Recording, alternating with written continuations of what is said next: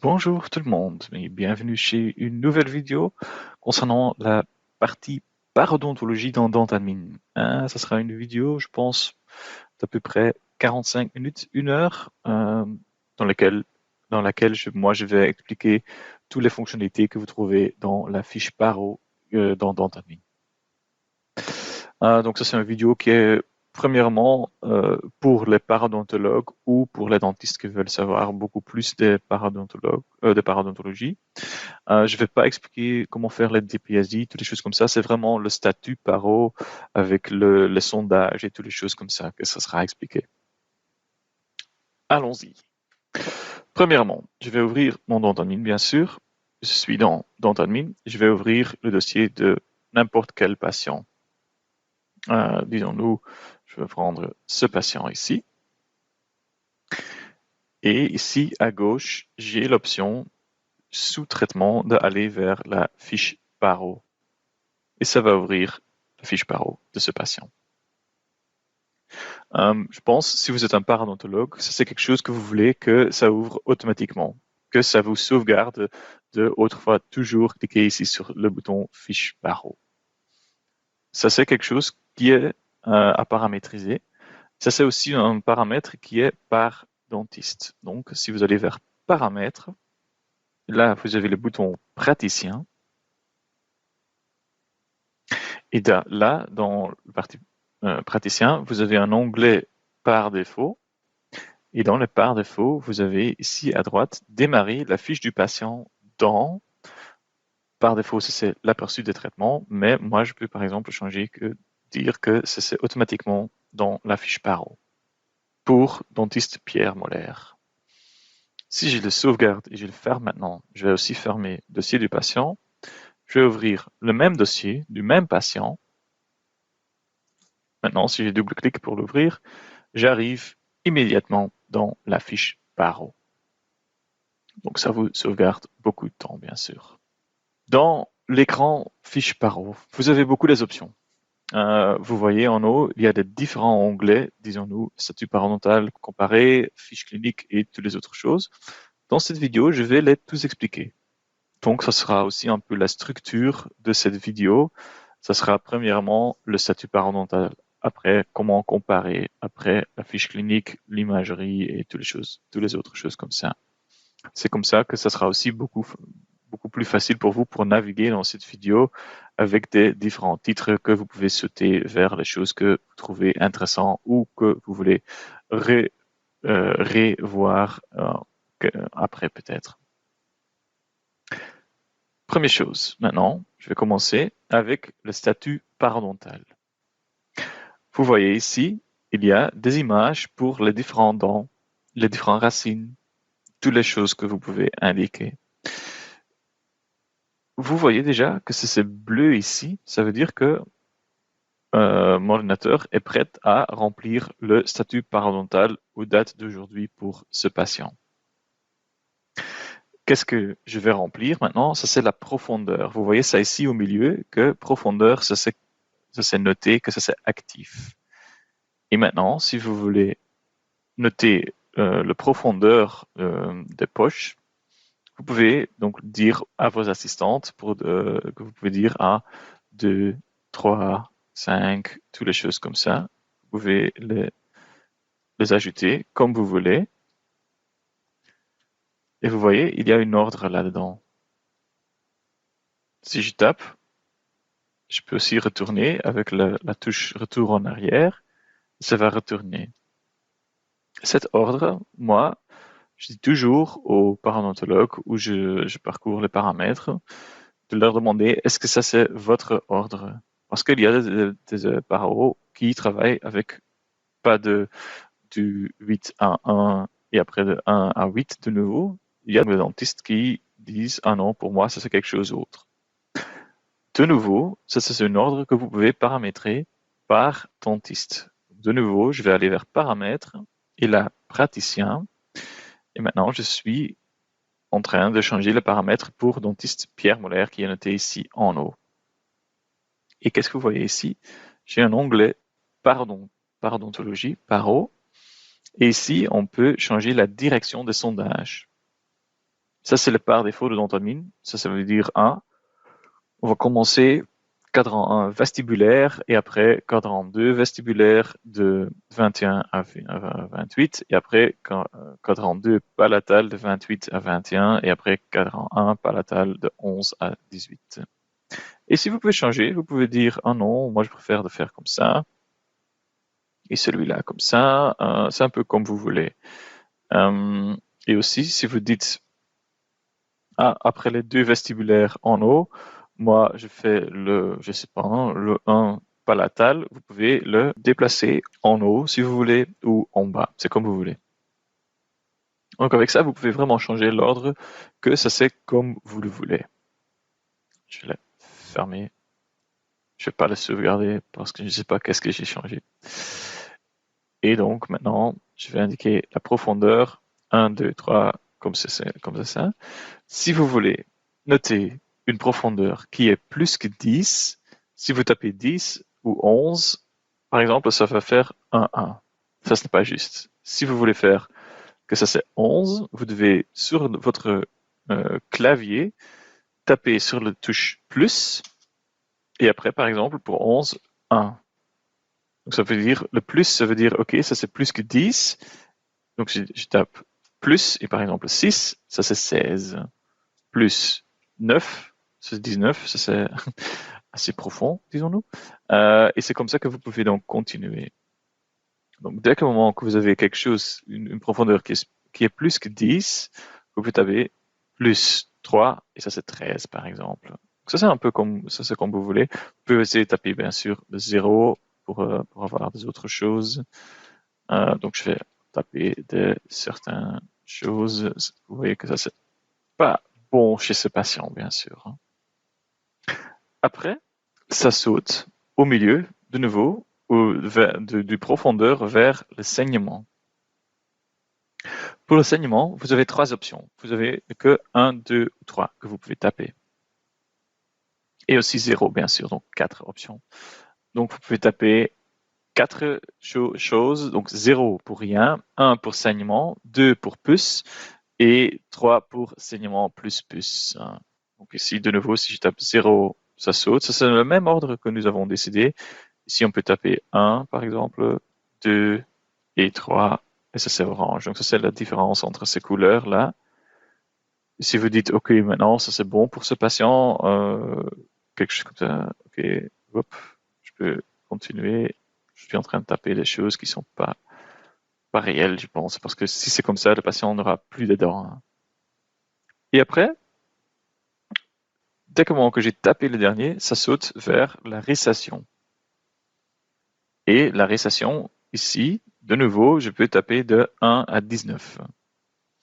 Donc si je tape 1, 2, comme ça, vous voyez, ça c'est au milieu presque, ça s'est tapé. Taper aussi bien sûr des 0. Et aussi, de nouveau, si je tape le plus et le 6, ça c'est 16, plus 2, ça c'est 12, plus 7, c'est 17, c'est comme vous voulez. Donc, voilà, je tape des choses, blablabla, hop, on va faire des plus encore aussi. Et dès que le moment que j'ai tapé le dernier, ça saute vers la furcation. Furcation, ça c'est avec des numéros romains. Donc ça sera 1, 2 ou 3. Ça c'est pour les racines, bien sûr. Donc ça va être une queue sur les racines qui sont présentes. Disons-nous, les racines qui sont présentes. S'il y a des dents qui sont par exemple plus là, ce que vous pouvez toujours faire, c'est cliquer droite sur une dent et vous pouvez choisir de dire ah non, cette dent, elle est absente ou ça s'est remplacé par un implant. Voilà. Aussi, quand il y a des dents qui sont absentes avant, par exemple, avec les extractions, des choses comme ça, ils vont pas être ici, bien sûr. Je vais vous montrer ça avec l'autre patient. Mais ici, donc, pour les numéros, les numéros romains, vous pouvez dire 1, 2 ou 3, ou le 0, bien sûr. Ça va ne que le taper sur les racines. Et dès que j'ai tapé sur le dernier, j'ai la mobilité. Pour la mobilité, on a le choix 1, 2, 3, 1, 2, 3, 0. C'est de nouveau, ce sont des choses avec lesquelles vous êtes familière et moi pas. Et la dernière chose, ça, c'est la plaque. Pour la plaque, c'est juste 1 ou 0. Ça veut dire 1 c'est oui, 0 c'est non. Donc ça c'est très facile. Tu dis tout, la plaque, presque tout, c'est comme ça, ou avec le 0. Et voilà. Et dès que j'ai tapé le dernier, ça saute de plaque de nouveau vers la profondeur. Et c'est comme ça que vous faites le statut parodontal. Voilà. Qu'est-ce que vous pouvez faire avec ça? Ce statut parodontal, vous pouvez imprimer ça et donner au patient pour, par exemple, donner au dentiste, pour faire les référents, par exemple. Qu'est-ce que vous faites comme ça? Donc, si vous cliquez sur lettre pour imprimer, par exemple, une lettre pour le dentiste, on a déjà de différentes lettres de référence. On a déjà une lettre vers paro, ça c'est vers le parodontologue. Moi, je préfère commencer avec une lettre pour référer un patient. Pouvez-vous reprendre ce patient? Donc on peut dire OK, comme ça. Et à gauche, en bas, on a l'imagerie. Par défaut, les RX du patient vont apparaître là. Mais vous avez aussi un onglet qui s'appelle Écran. Si je clique sur ça, maintenant, j'ai la possibilité de avoir le statut parodontal et je peux le glisser dans la lettre. Maintenant, le statut parodontal est dans la lettre. C'est comme ça. Mais, bien sûr, si vous connaissez un peu la partie communication de Dentamine, vous savez aussi qu'il y a beaucoup de choses qui peuvent être remplies automatiquement. Et une des choses qui peut être fait automatiquement, ça c'est le statut paro. Le statut paro, ça c'est un paramètre que vous trouvez ici à droite sous paramètres. Moi, je dis toujours, ce sont les champs qui sont remplis automatiquement. Il y a ici un paramètre qui s'appelle statut paro. Et vous pouvez taper statut paro date, espace paro remarque. Qu'est-ce que ça c'est, cette remarque? Ça c'est quand vous avez mis un statut paro. Ici, en bas, c'est aussi possible de taper des remarques. Vous pouvez dire des remarques très graves, quelque chose comme ça.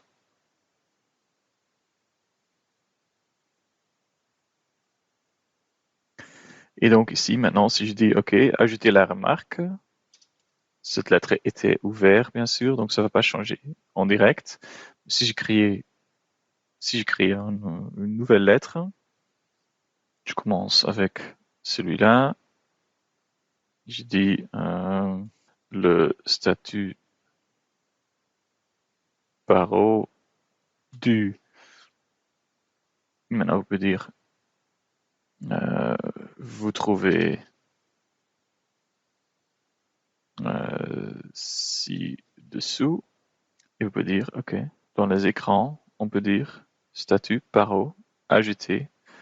Et maintenant, donc, ce qu'il fait automatiquement, c'est le statut paro, hop, mais remarque,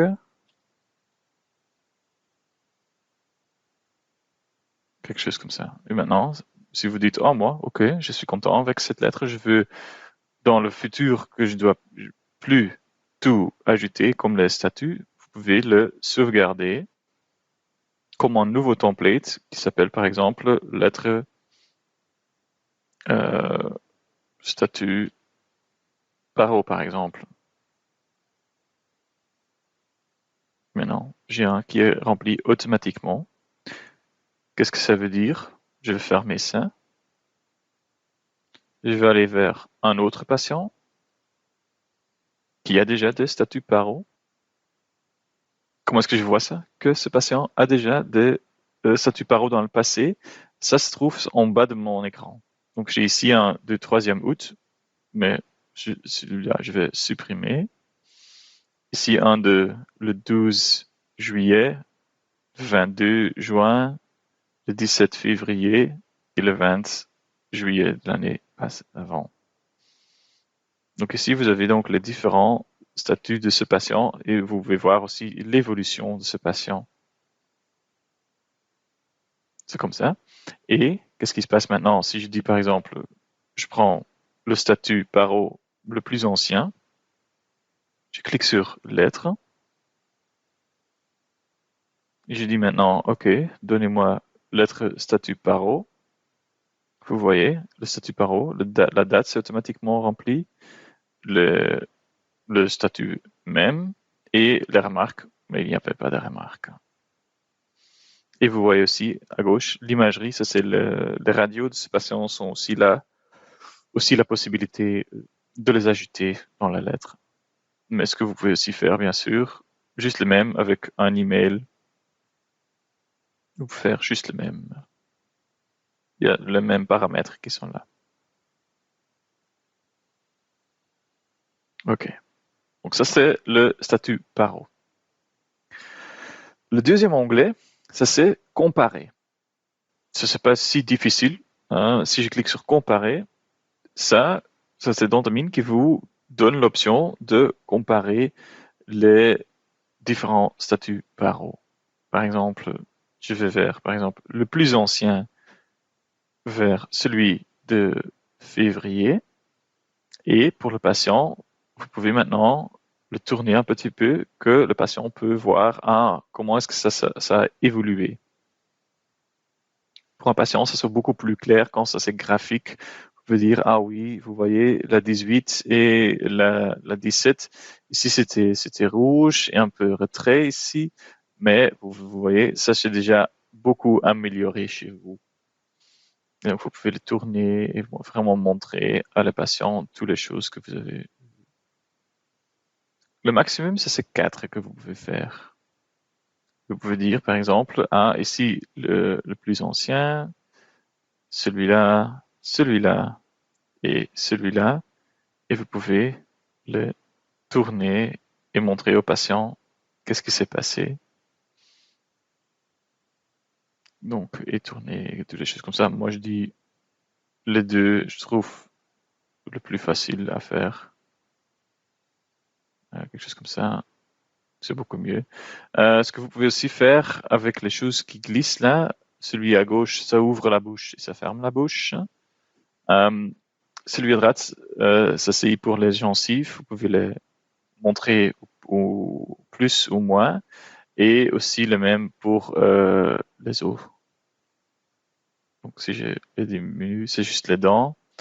Si je les mets sur maximum, ça vous montre aussi les os. Pas par défaut, ça c'est un peu au milieu comme ça. Donc ça c'est pour comparer. Vous avez aussi, comme troisième onglet, la fiche clinique. Dans la fiche clinique, il y a beaucoup de choses que vous pouvez ajouter. Par défaut, parce que chez ce patient, il y avait déjà des choses qui étaient complétées.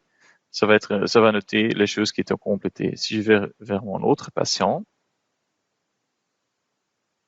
et je vais vers la fiche clinique, vous voyez que maintenant, il va ici ne que me montrer les choses que moi j'ai notées comme être mes items préférés. Ici, vous voyez, il y a 8 titres que vous pouvez remplir. Donc ça, c'est tous les champs comme ça. C'est pas nécessaire pour vous de toujours aller tout en bas.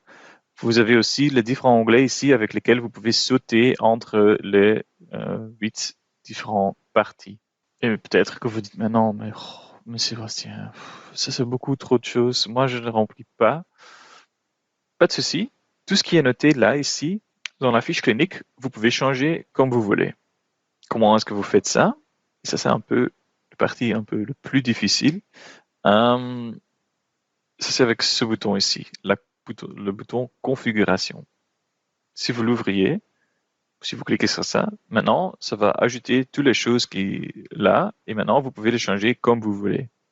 C'est beaucoup de travail, mais moi, je vous conseille de faire ça une fois, et dès qu'une fois que c'est fait, ça c'est votre, disons-nous, anamnèse, ça c'est votre fiche clinique de ce patient, comme vous le voulez, et ça c'est en ordre. Ça c'est beaucoup de travail pour une fois, mais dès qu'un moment que c'est fait, c'est fait. Et vous pouvez en profiter. Pourquoi profiter? Je vais vous montrer. Il y a ici toutes les choses comme ça. Anamnèse médicale, hospitalisation, pathologie, médication, toutes les choses comme ça. Et par défaut, presque tout est un item de préférence.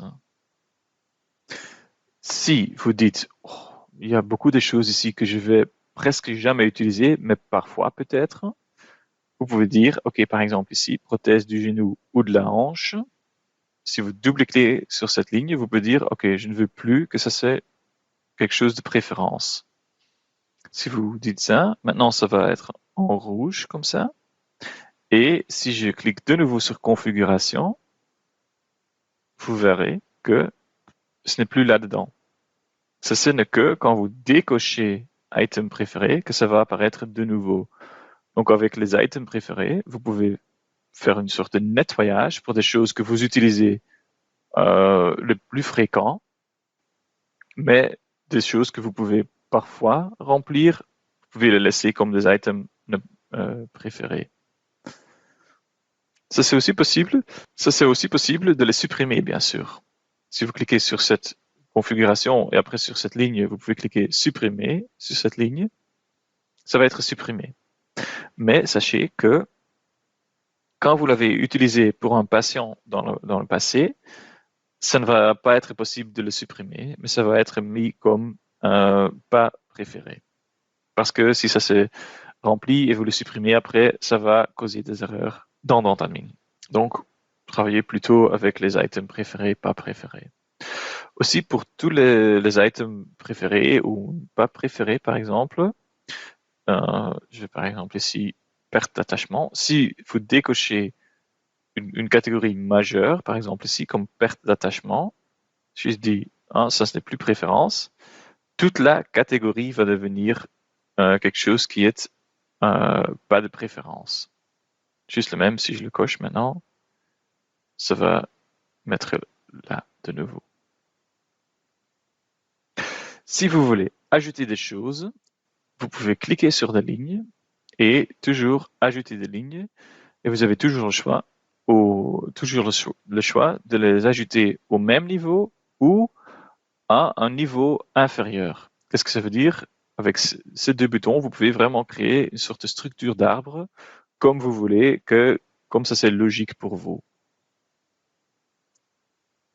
Si par exemple sous hospitalisation, je veux ajouter une ligne niveau inférieur qui s'appelle par exemple chirurgie, vous pouvez le faire et cliquer sur OK. Et maintenant, sous hospitalisation, j'ai chirurgie.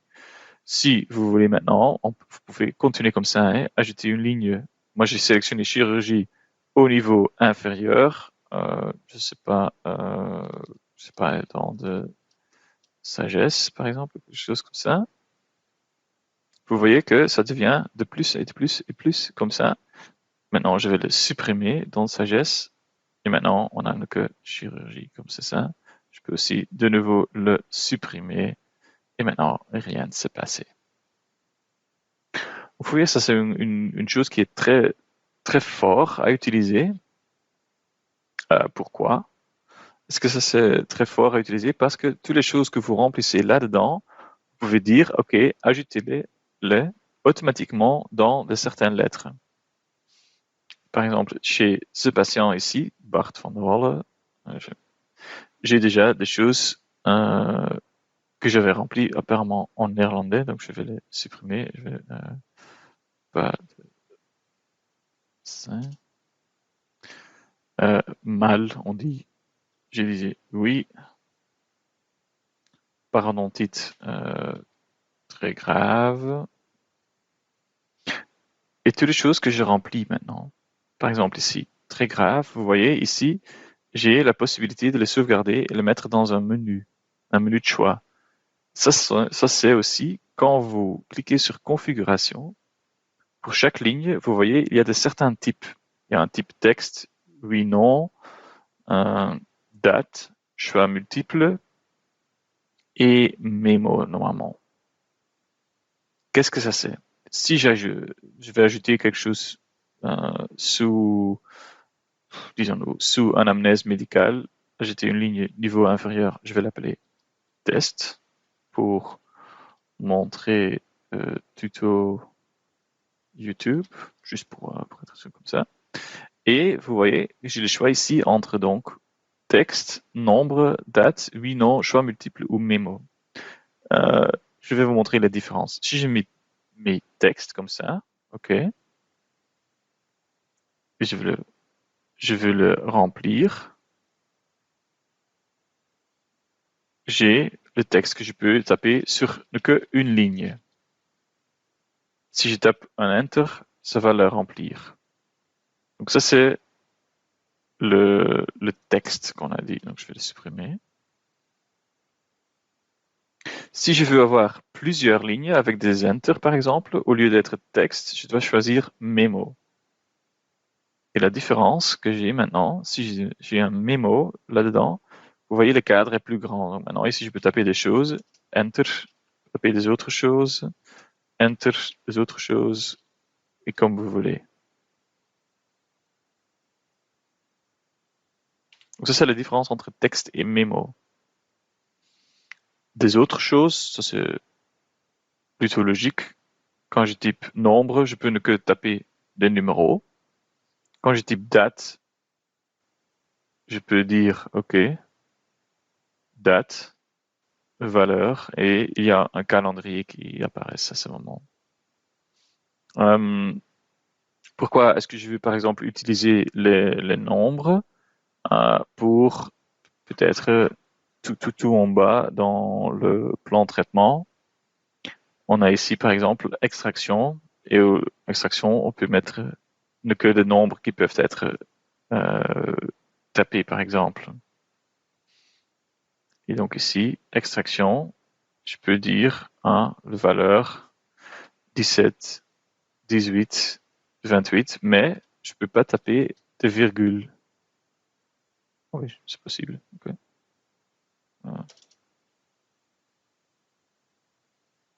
C'est pas possible parce que ça c'est un numéro ne peut pas avoir deux virgules. Donc si vous voulez taper des choses avec des virgules, je vous conseille vraiment de quand même le mettre comme texte. Pourquoi? Parce que maintenant, ça ne va pas donner des erreurs. Quand je dis par exemple 17,18,12, maintenant ça s'est tapé là. Les autres choses qui sont possibles, donc des dates, des champs oui/non. Par exemple, où est-ce qu'on peut faire ça? Ici, tabagisme, je pense. Moi, je l'ai fait un oui/non.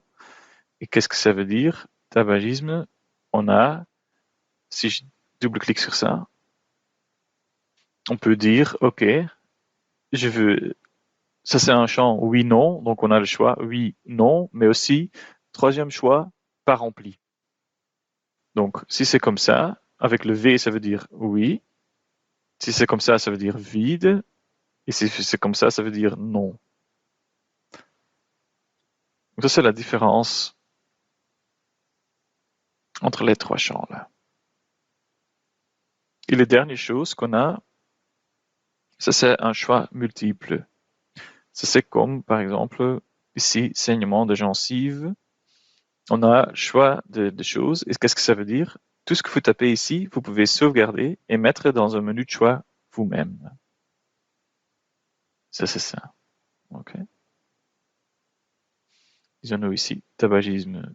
Je veux dire oui, 2 paquets par jour par exemple, ou par jour.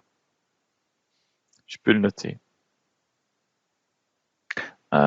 Deux autres choses. Vous voyez, il y a beaucoup de choses comme ça. Parodontite, j'ai ici un pâte et brosse à dents. On peut dire ah oui. Et aussi, vous pouvez le sauvegarder si vous voulez.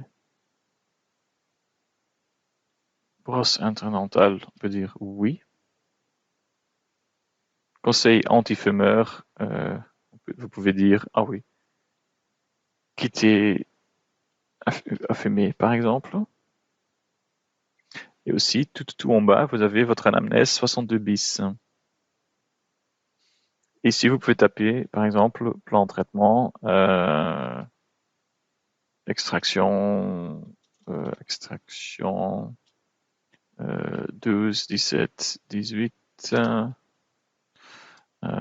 procès interdental, des choses que vous voulez, je sais pas, moi je suis pas parodontologue, des choses comme ça. Diagnostic, par exemple, gingivite très grave. Et de remarque quelque chose, par exemple. Et si maintenant je veux générer une annexe 62 bis, je peux aller vers les lettres. Et dans les annexes, il y a ici un 62 bis avec automatiquement donc le nom du patient, le statut parodontal et le diagnostic, le plan de traitement et les remarques.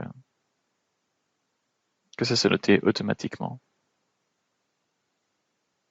Mais aussi, je vais retourner vers les lettres qu'on a créées là, dans les lettres de référence, lettres statut paro. Vous avez ici mes remarques, mais vous pouvez aussi ajouter mon anamnèse, double point, et à droite, vous avez ici paro, et vous avez ici tous les champs que nous avons mis, tous les 8 anamnèses médicales. Vous pouvez dire, ah oui, paro, anamnèse médicale avec un enter, et ça va vous noter tout ce que vous avez indiqué comme être vrai sous anamnèse médicale. Anamnèse dentale. Je peux dire, OK, enter. Anamnèse médicale, non, anamnèse dentale. Comme ça. J'ai des choses que j'ai notées là aussi. Pourquoi est-ce que moi j'utilise toujours avec le enter? Parce que autrefois, ça va être avec des virgules, un à côté de l'autre. Si je pense, si je prends virgule, ça c'est un après l'autre. Moi, je trouve que c'est beaucoup plus joli quand ça c'est un dessous un autre. Vous voyez, ça c'est tout ce qui était rempli dans anamnèse dentale, qui était complété. Et aussi, donc, dans l'anamnèse, examen clinique, par exemple, j'ai indiqué mal, oui. Je peux aussi, allez,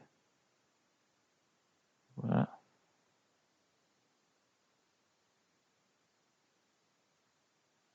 C'est mal, oui. Et si je affiche les paramètres, ça va juste être paranèse, anamnèse médicale, toutes les choses comme ça. Donc, avec ça, vous pouvez vraiment, si vous voulez, créer des lettres qui sont remplies très vite selon les données que vous avez notées ici, par exemple. Mais ça, c'est vraiment quelque chose à vous de décider comment est-ce que vous voulez le structurer et toutes les choses comme ça. Et quelque chose qui est très important, que vous ne pouvez pas oublier, quand vous avez changé des choses, quand vous avez ajouté des choses là-dedans, vous avez toujours, quand vous avez ajouté des choses, utilisé ce bouton, générer les paramètres automatiquement. Pourquoi? Parce que maintenant, j'ai ici ajouté celui-là, test pour montrer tuto YouTube, et il n'y a pas un nom de paramètre qui est généré. Et ça, c'est quelque chose qui est nécessaire pour l'avoir dans l'éditeur de texte. Donc, si vous avez ajouté des choses, n'oubliez pas de générer les paramètres automatiquement. Et maintenant, ça va être ajouté là-dedans. Alright. C'était la partie fiche clinique. Moi, je trouve c'est pas facile à expliquer parce que tous les parodontologues ont une sorte de différente vue pour ça. Mais sachez que vous pouvez le changer comme vous le voulez. Comme quatrième chose, on a ici l'imagerie. Ça, je ne dois pas expliquer beaucoup. Ça, c'est les RX de les radios qui sont liées, le Romexis, le Digora, le Mediadent, toutes les choses qui sont liées, les photos vont apparaître là. Dans les contacts, vous pouvez ajouter les contacts d'un certain patient. Pourquoi est-ce que vous voulez l'utiliser? De nouveau, si je vais retourner vers la lettre statut paro, comme moi j'ai fait, je peux dire automatiquement, remplir ici automatiquement les données du dentiste de ce patient. Comment est-ce que vous pouvez faire ça? Premièrement, vous devez ajouter un dentiste au dossier de ce patient. Donc ici, chez moi, c'est en néerlandais. Ça, c'est parce que ça, c'est une base de données de démo. Disons-nous, ici, on a Pascal Canal comme dentiste. Ça, c'est ajouté. Et dans les lettres que moi j'ai, de nouveau, lettre statut paro, je peux dire ici, à droite, dans les paramètres du patient, on a les contacts.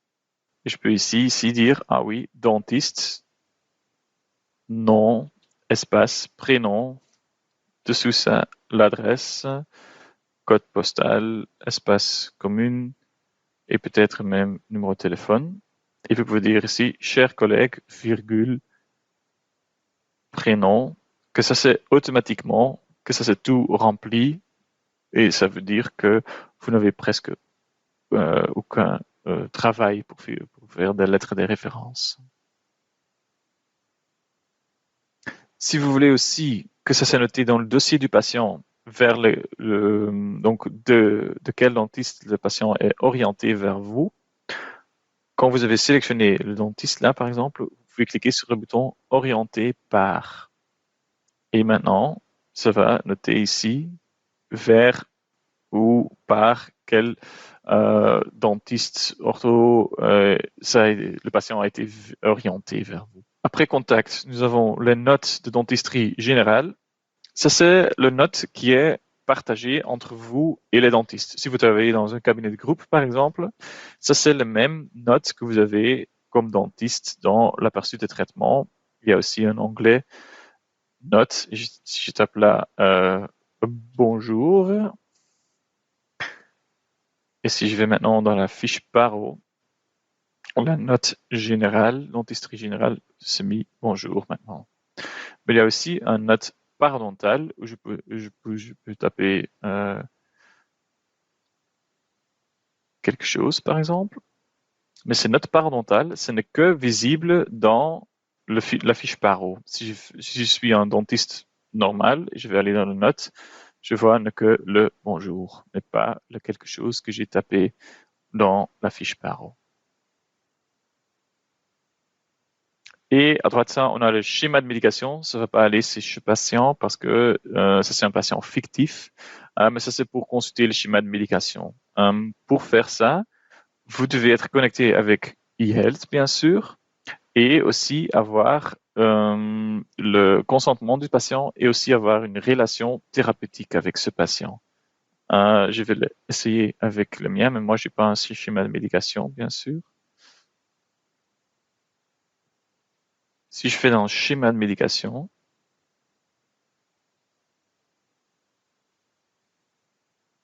et ici, on a donc le consentement qui est enregistré, mais on a aussi besoin d'une relation thérapeutique avec le patient, avec le dentiste. Qu'est-ce que ça veut dire, relation thérapeutique? Que vous êtes connu comme le parodontologue ou le dentiste de ce patient. Mais pour ça, vous devez avoir lu la carte d'identité récemment. Mais ça, c'est expliqué dans des autres vidéos. Et ça, c'est un peu la fiche paro dans Antonine. Si vous avez des questions, s'il y a des choses qui ne sont pas claires, vous pouvez toujours les poser par mail vers aids@dontonine.be ou les mettre dans les commentaires ici. Je vais essayer de répondre aussi vite que possible. Je vous remercie pour votre attention et à la prochaine. Au revoir.